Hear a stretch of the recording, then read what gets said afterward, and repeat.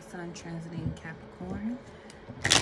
The new moon will take place in the 8th house, which gives you a new start to understanding your magical abilities and the status that you can create with it, working with other people. You want to make sure to study hidden cultures and use them for your safety. You want to be protective over your energies, staying safe, staying cool, staying calm, not allowing yourself to be manipulated by outside forces. Your full moon in Cancer will take place in your 2nd house, meaning you'll get to see the full illumination of any blockages or changes that need to be made in order to increase the value that you have in yourself,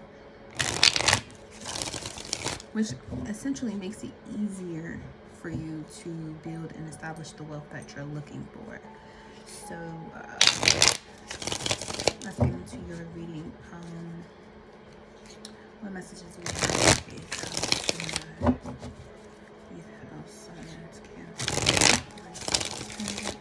Sun and Capricorn transit 8th house.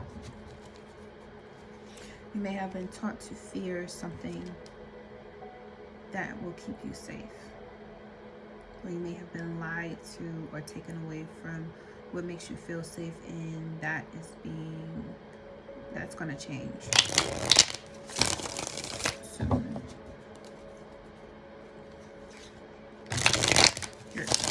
your confidence in that is going to change, and you're going to find out that you were right all along.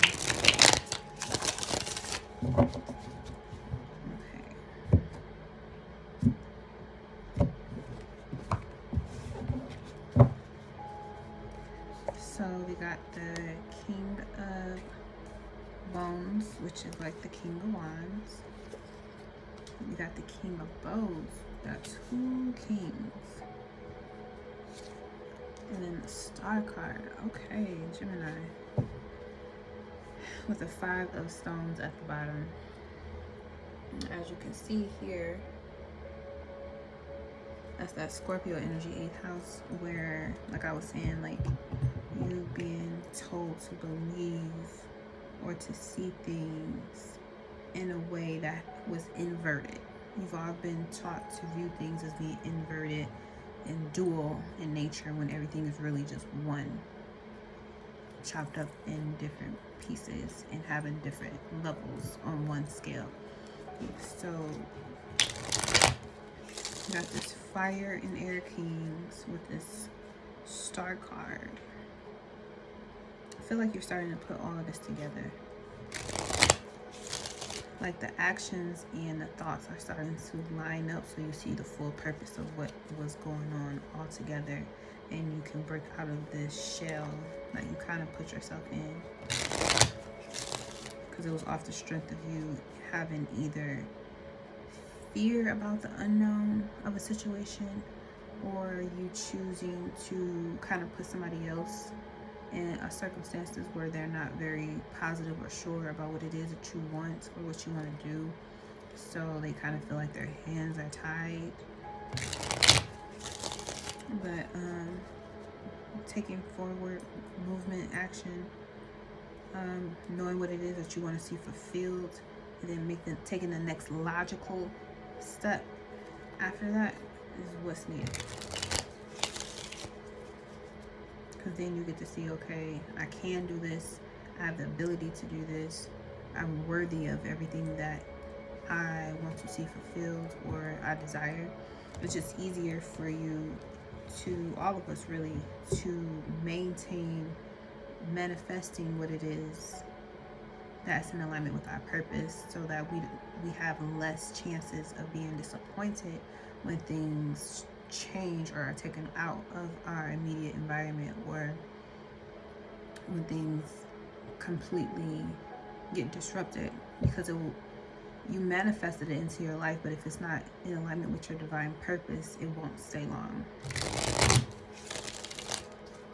It'll transfer out. It'll be gone. So let's look at the King of Bones. We got the Hierophant. The first card, Cancer had this too. Okay. And the Hermit at the bottom, Virgo energy. So there definitely is a teacher here. Someone is teaching you something that you've been held back from knowing. Hermit mode. You're going to have to learn how to analyze the information on your own. You're going to have to utilize your own mental powers to understand either this person or what they're trying to share with you and show you so you can protect yourself. The King of Bows. You got the Prince of Wands, more Leo energy, okay, and more Virgo energy. 9 of Disc, which is Venus and Virgo. Yeah, I feel like you're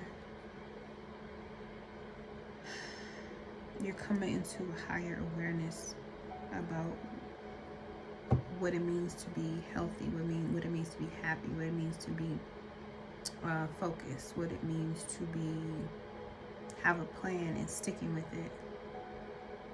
I know that you have multiple ways to view a situation. You know, onions have many layers, but it's still one whole. Like, understanding that concept in all parts of your life will probably make it easier for you to move in the direction you have the most passion, because you're not going to be stumbling over if something is going to work or it's not going to work, because you're kind of walking through the dark in a new situation, and you want it to be that way.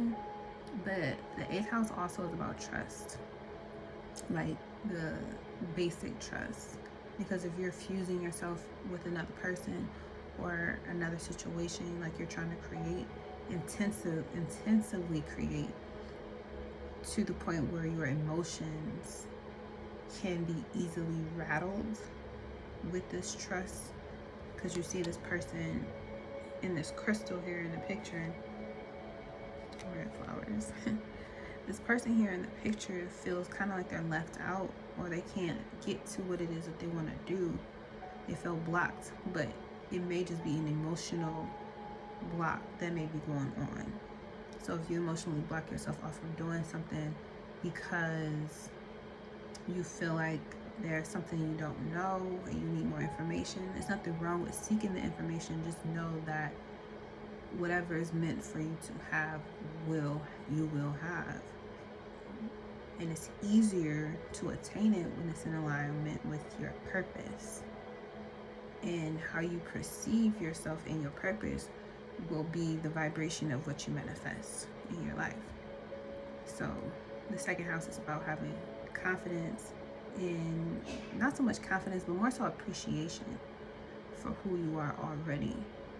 And the full moon is going to help you to build that confidence, because it has a lot to do with how you take care of yourself, how you nurture yourself.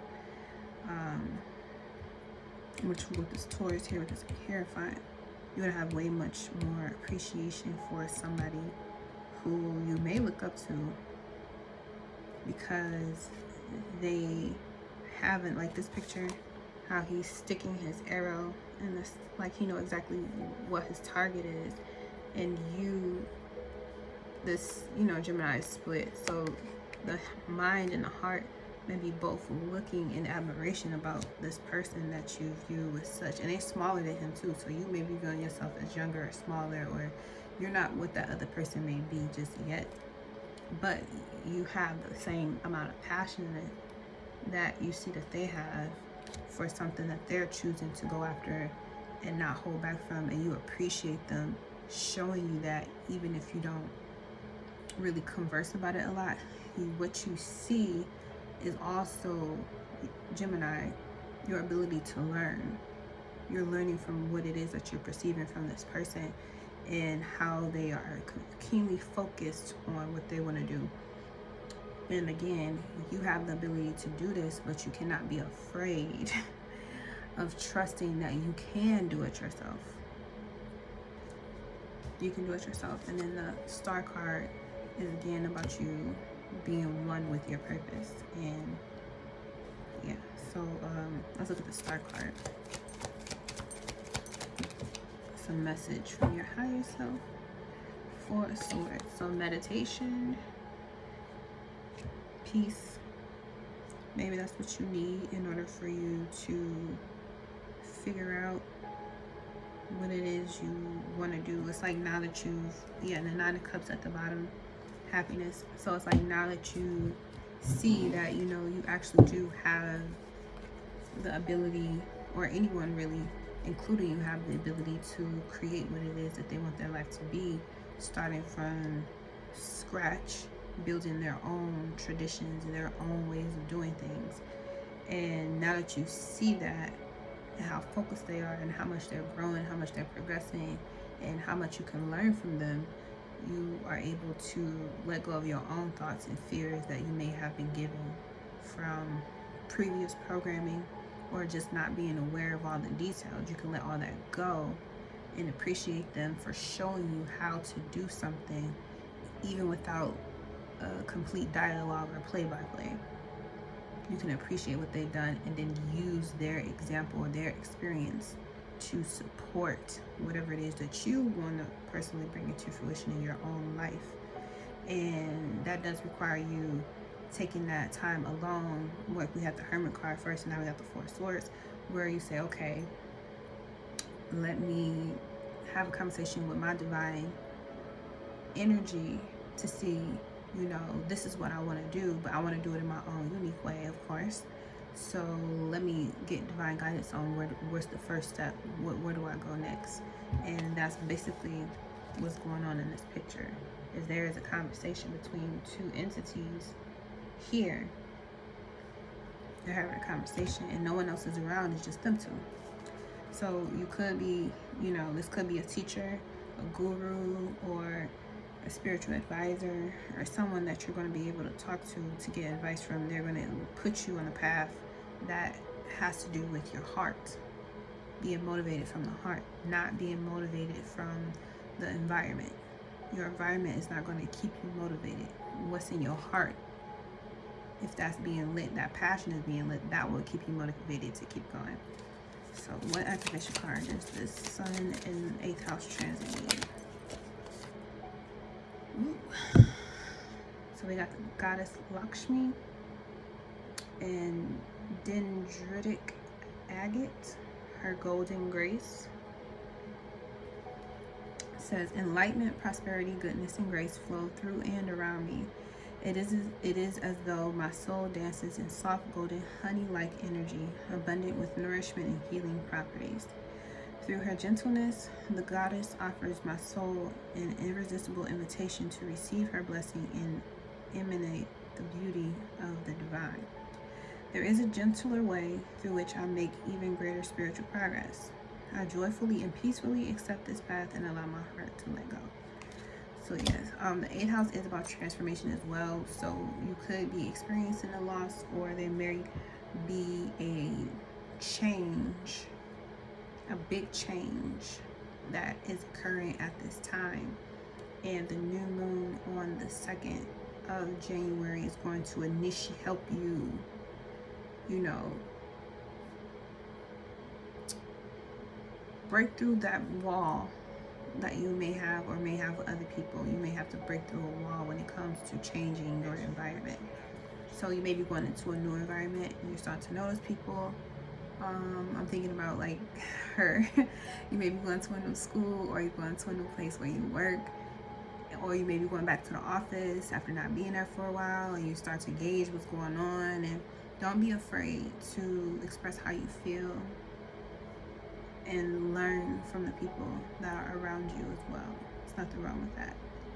You don't have to be butt buddies with people, but communicating where you have misunderstandings will help you with getting in alignment with your assignment. Okay, so that's the message I have for you guys. Thank you so much for tuning in.